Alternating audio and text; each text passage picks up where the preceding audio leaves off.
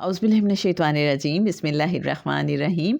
اللہم صلی علی محمد النبی الامی وعلی آلہ وصحبہ وبارک وسلم۔ رائے بھر ایمان کی اہمیت۔ ناظرین محترم، یہ ہے آج کی حدیث قدسی کا عنوان۔ حضرت ابو سعید خدری رضی اللہ تعالیٰ عنہ سے روایت ہے کہ رسول اللہ صلی اللہ علیہ وآلہ وسلم نے فرمایا، جب اہل جنت میں داخل ہو جائیں گے اور اہل جہنم میں، تب اللہ تعالیٰ فرمائے گا، جس کے دل میں رائی کے دانے کے برابر بھی ایمان ہے اسے جہنم سے نکالو۔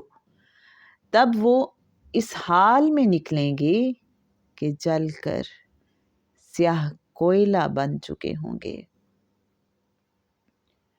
انہیں دریائے حیات میں ڈالا جائے گا تو ان پر اثر نو بالیدگی آ جائے گی، جیسے سیلاب کے کنارے دانہ لگتا ہے۔ کیا تم نے دیکھا نہیں کہ وہ زرد اور جھکا ہوا ہے، یعنی نرم ہے۔